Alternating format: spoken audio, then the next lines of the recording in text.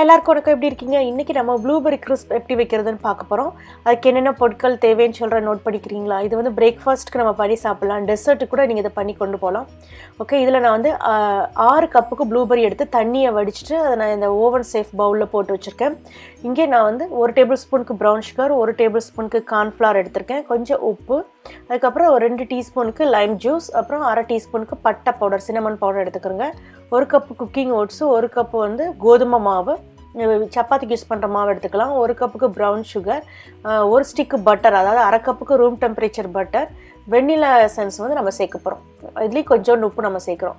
Okay, முதல்ல ப்ளூபெர்ரியில் வந்து நாம் வந்து இந்த பட்டை பவுடர், அந்த ப்ரௌன் சுகர், கார்ன்ஃப்ளவர், கொஞ்சம் உப்பு, லைம் ஜூஸ் போட்டு நல்லா மிக்ஸ் பண்ணி விட்டு தனியாக வச்சுருங்க. முதல்ல இது ரெடி ஆகிடுச்சா, இதை தனியாக வச்சுட்டு இப்போ நம்ம வந்து ஓட்ஸ் மிக்சர் ரெடி பண்ண ஆரம்பிக்கலாம். ஒரு பவுல் எடுத்துகிட்டு அதில் எடுத்து வச்சுருக்க ஓட்ஸ், அப்புறம் நம்ம கோதுமை மாவு இருக்குல்லையா அது, அப்புறம் சுகர், ப்ரௌன் சுகர் 1 கப்புக்கு எடுத்து வச்சுருக்கேன், அது 1/2 stick room temperature butter, 1/2 cup butter, அதாவது 1 ஸ்டிக்கு பட்டர், வெண்ணிலா எசன்ஸ், கொஞ்சம் உப்பு, இதை சேர்த்து நீங்கள் நல்லா மிக்ஸ் பண்ணி விட்டுக்குருங்க. இந்த மாதிரி உதிரி உதிரியாக உங்களுக்கு கிடைக்கும்.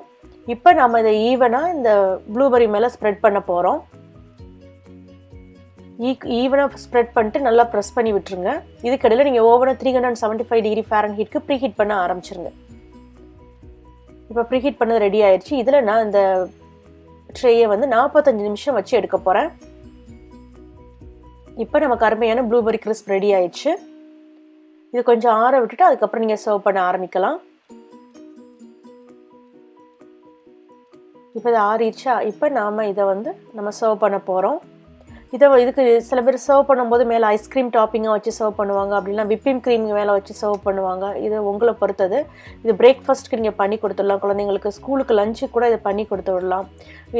இதாக பார்ட்டிக்கு போகிறீங்கன்னா டெசர்ட்டுக்கு கூட இது ஒரு நல்ல சாய்ஸ் தான், நீங்கள் பண்ணி எடுத்துகிட்டு போகலாம்.